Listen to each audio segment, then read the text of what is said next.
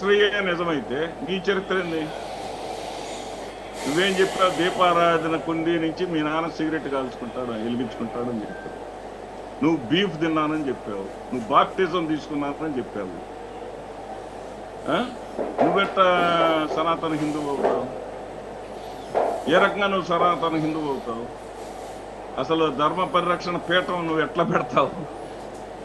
పెడితే నవ్వరాయిళ్ళంతా. సినిమా వాళ్ళందరూ వచ్చి కూడా సాయం చేయాలన్నారు. సినిమా వాళ్ళు నిన్ను ఏది తీసుకోవాలి? నీ గతాన్ని తీసుకోవాలా? నువ్వు ప్రస్తుతం ఇచ్చినటువంటి అంటే కాషాయం గౌరవ కప్పుకున్నంత మాత్రాన నువ్వు శుద్ధ బ్రాహ్మణుడు అయిపోతావా? నీ గతం నీ ఎంట రాదా? నీ అన్న ఏమంటాడు? అసలు దేవుడు అనే కాన్సెప్టే రాంగ్ అంటాడే.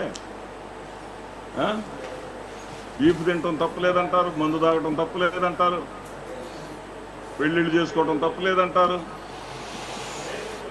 మరి పరాయి మతం వాళ్ళని చేసుకోవటం తప్పులేదంటారు. ఈ రోజున నీ కూతురికి మైనర్ కాబట్టి 10-12 ఏళ్ల వయసు కాబట్టి నువ్వు తీసుకొచ్చి అవసరం లేని డిక్లరేషన్. తిరుమలలో మీకు నాకు తెలుసు 12 ఏళ్ల లోపు వాళ్ళకి డిక్లరేషన్ అవసరం. ఐఎంఐ బిలో 12 years అని కూడా తెలిసింది. ఐఎంఐ డిక్లరేషన్ నువ్వు అనేది షో కోసం చేసావు తప్ప డిక్లరేషన్ అనేది ఐఎంఐ మేజర్ అయినాక నువ్వు ఇప్పించగలవా? నువ్వు ఇప్పించగలిగేవాడు అయితే నీ భార్యని నిన్ను తీసుకురాగలిగేవాడు అవునా కాదా? ఈ ప్రశ్నలకు సమాధానం చెప్పండి. కాబట్టి పవన్ కళ్యాణ్ వేషాలు, పవన్ కళ్యాణ్ అతని టార్గెట్లు వేరే ఉన్నాయి.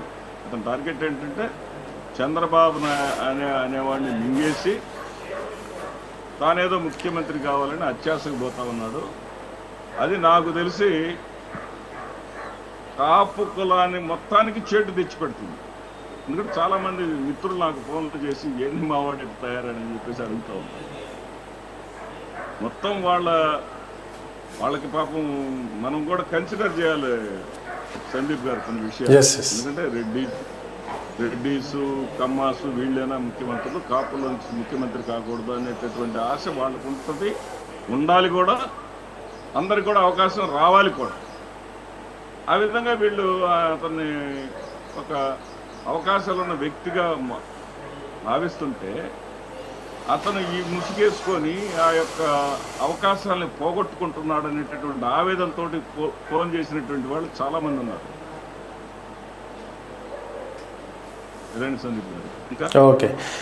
ఓకే థ్యాంక్ యూ శ్రీనివాసరెడ్డి గారు. ఈ అంశాల మీద మీ విశ్లేషణ అందించినందుకు ధన్యవాదాలు.